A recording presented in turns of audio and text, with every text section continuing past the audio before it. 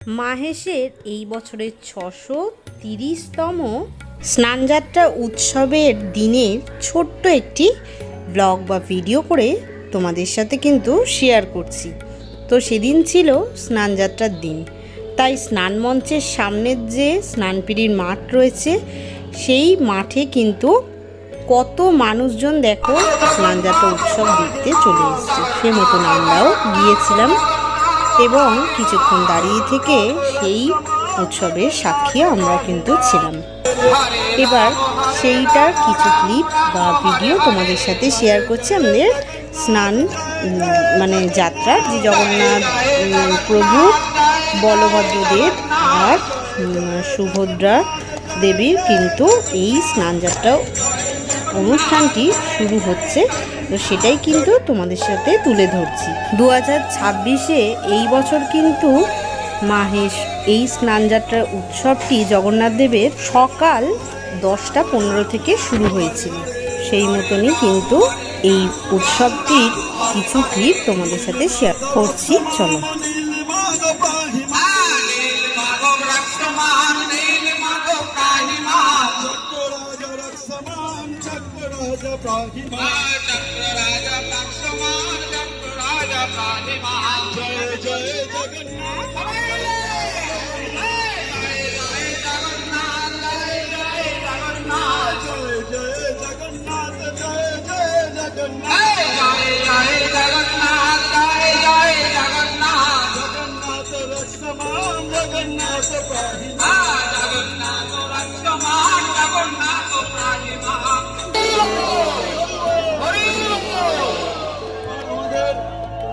স্নানপর্ব শুরু হবে।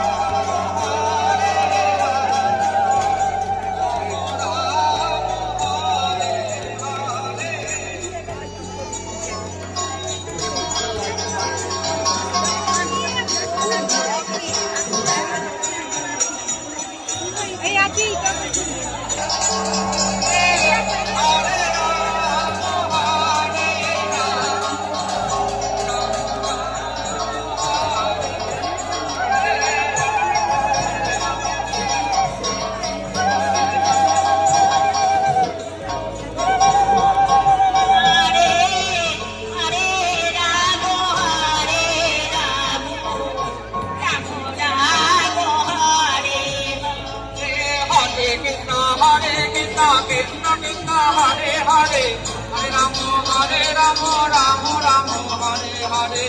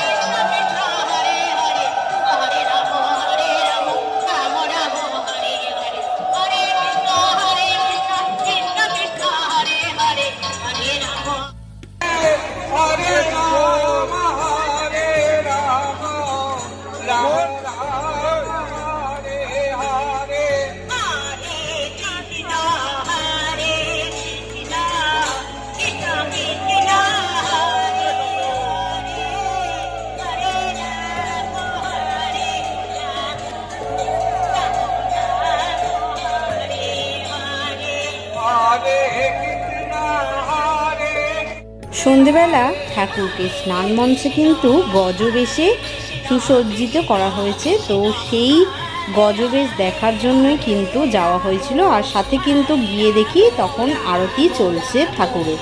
তো সেটাই একটা ছোট্ট ভিডিও তোমাদের সাথে শেয়ার করলাম।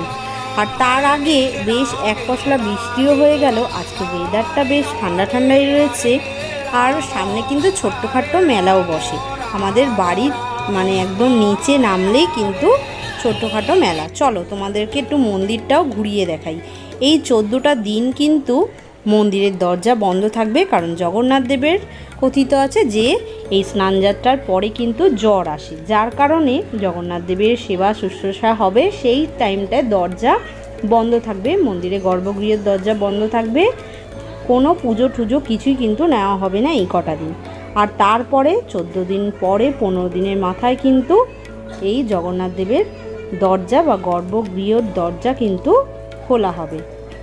আর তার কিছুদিন পরেই বুঝতেই পারছো, আর হাতে গোনা মাত্র কটা দিন তারপরেই রথযাত্রা।